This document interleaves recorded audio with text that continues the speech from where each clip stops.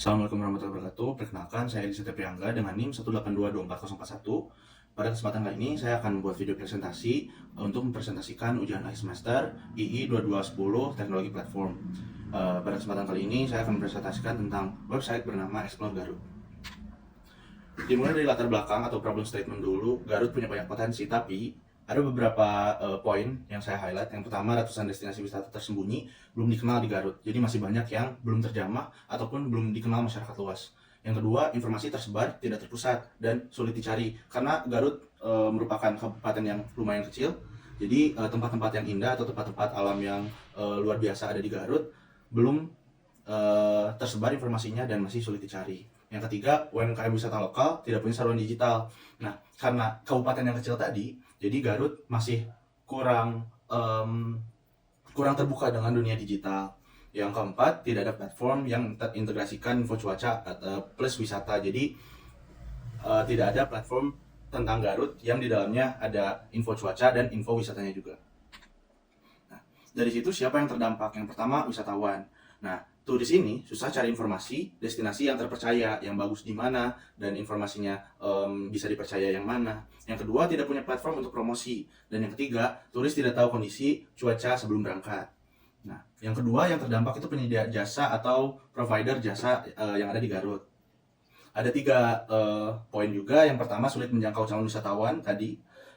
Yang kedua, tidak ada tempat booking yang terpusat. Dan yang ketiga, tidak ada sistem manajemen booking. Maka dari itu, Explore Garut hadir. Satu platform yang memudahkan Anda dalam, yang pertama, melihat katalog destinasi wisata Garut yang terkurasi. Yang kedua, melihat cuaca real-time terintegrasi dengan Open Meteo API. Yang ketiga, melakukan booking dan review dalam satu platform. Yang keempat, menghubungkan penyedia jasa lokal dengan wisatawan atau turis.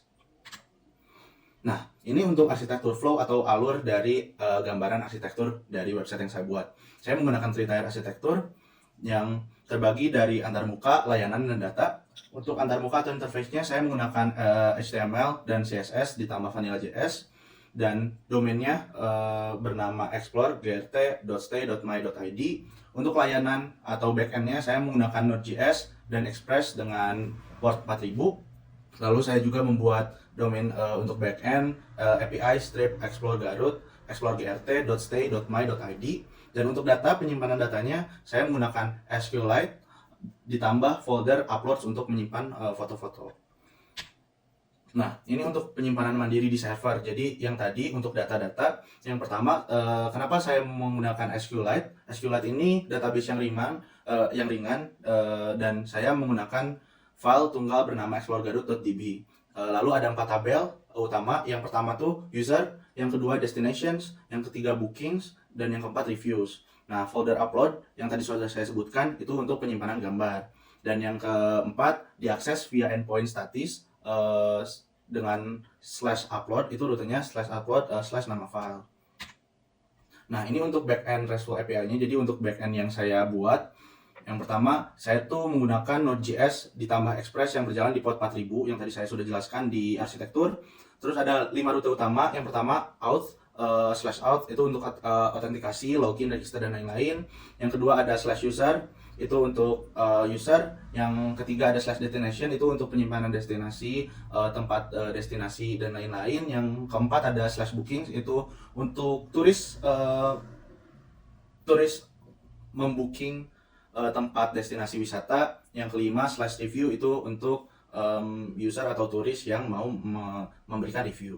Yang kedua ada JWT untuk autentikasi. Jadi saya menggunakan token JWT untuk autentikasi di website ini. Terus saya juga menggunakan Mutter ini untuk handle upload file, karena bisa saja user mengupload file atau penyedia jasa mengupload file untuk destinasi wisata dan user mengupload file untuk review. Dan yang terakhir PM2 sebagai proses manager untuk servernya dijalankan. Nah, ini bagaimana data mengalir. Untuk front end-nya, dari mulai browser, masuk ke Cloudflare Tunnel, terus masuk ke Nginx, itu di port 3000, lalu masuk ke index HTML yang saya buat. Untuk backend-nya, sama, dari browser ke Cloudflare Tunnel, nah masuknya ke Express di port 4000, dan nanti dia akan masuk ke SQLite dan file atau folder uploads.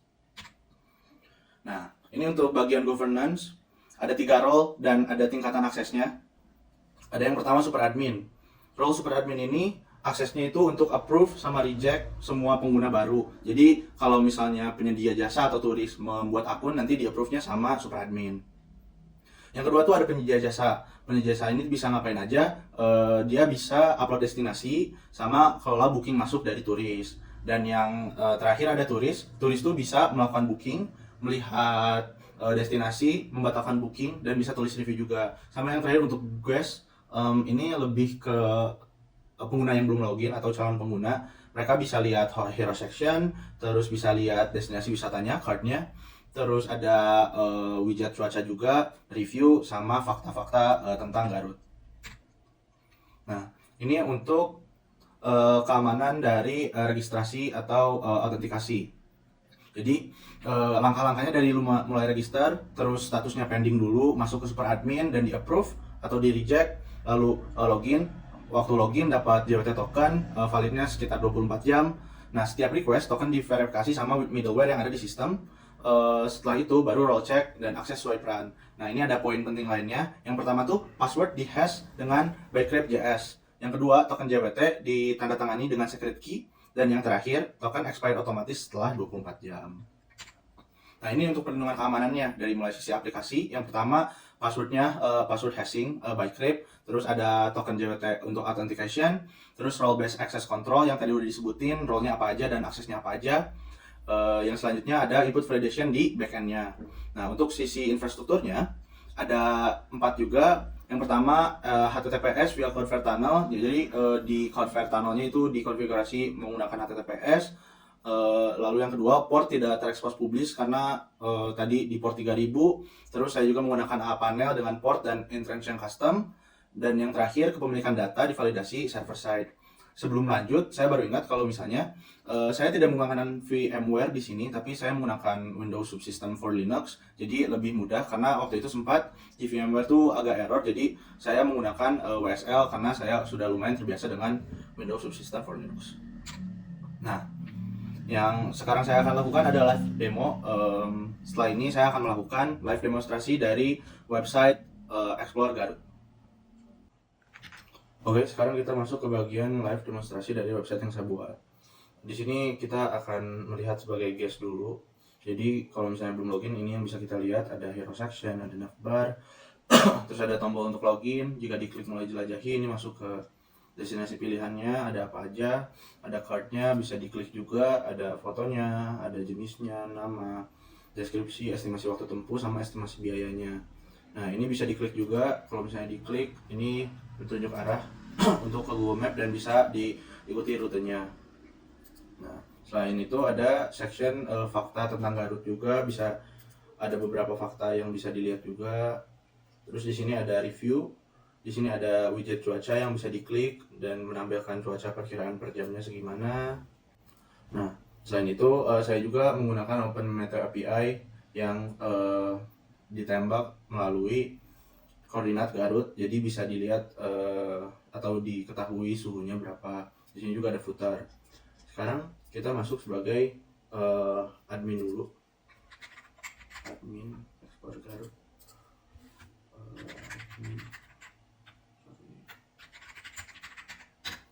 Nah, bisa dilihat ini panel super admin. Jadi ada buat logout, ada tabel persetujuan pengguna. Jadi nanti akun-akun yang harus disetujui bakal masuk di bagian sini. Nah, sekarang kita coba buat akunnya dulu untuk turis dan penyedia jasa, kedua role yang lain tadi. Misalnya ini turis tes, misalnya turis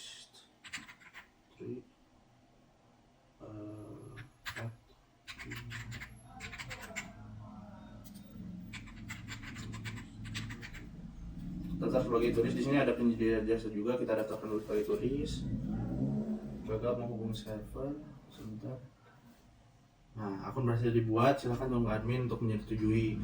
Sekarang kita daftarkan penyedia jasa. Misalnya penyedia jasa test, emailnya provider 123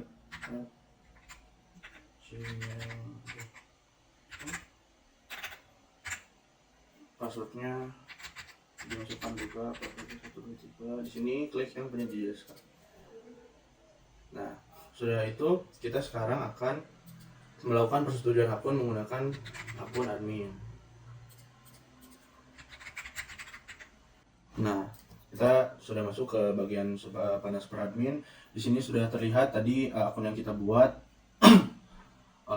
Tinggal berikan akses, setujui kedua-duanya. Nah, setelah disetujui baru kita bisa login dengan akun turis maupun penyedia jasa. Sekarang kita coba login menggunakan penyedia jasa untuk membuat suatu destinasi. Tadi provider 123 net.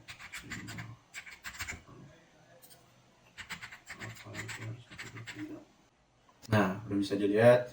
Misalnya di sini kita bisa menambahkan destinasi baru dan bisa memantau bookingan masuk dari turis. Nah, di sini misalnya apa ya? Curug Sanghyang Taraje misalnya. Kategorinya alam karena curug. Di sini ada beberapa kategori alam, budaya dan kuliner. Kita pilih yang alam. Harga tiket masuknya kita misalkan saya 10.000. Kotak HP pengelolanya 08 99 99 nah, itu deskripsinya bisa Curug Sanghyang Taraje adalah curug bla bla bla bla misalnya. Di sini kita memasukkan foto destinasi juga, misalnya pakai foto asal aja. Simpan destinasi. Nah, destinasi sudah tersimpan. Nah, dari sini kita baru bisa membooking sebagai turis untuk tadi Curug Sanghyang Taraje tersebut. Kita logout dulu akunnya. Nah, kita login sebagai turis.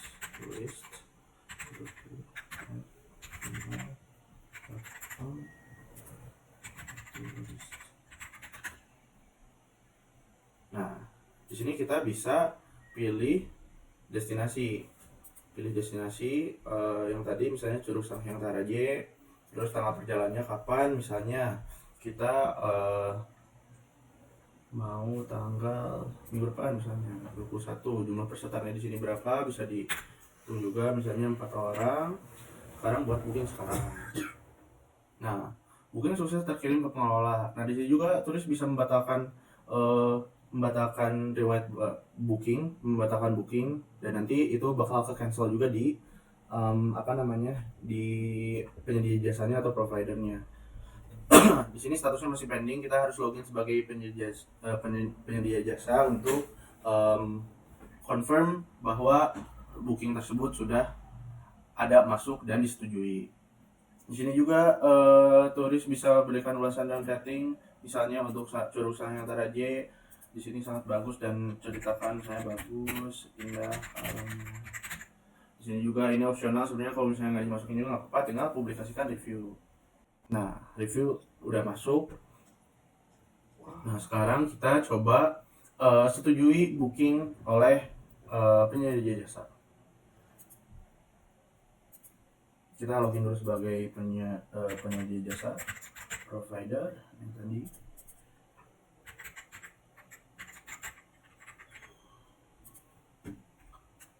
Nah, di sini masuk turis test, destinasinya Curug Sanghyang Taraje, tanggalnya 21 Juni 2026, pesertanya ada 4 orang, statusnya pending. Di sini bisa aksinya terima atau tolak. Kita coba yang terima. Nah, udah confirm. Nah, karena di sini udah confirm, kita bisa cek nih di akun yang turis yang tadi turis.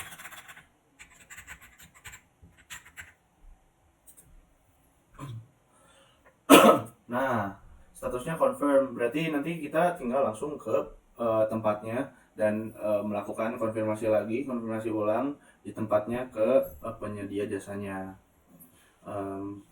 Ya itu sih. Nanti kalau misalnya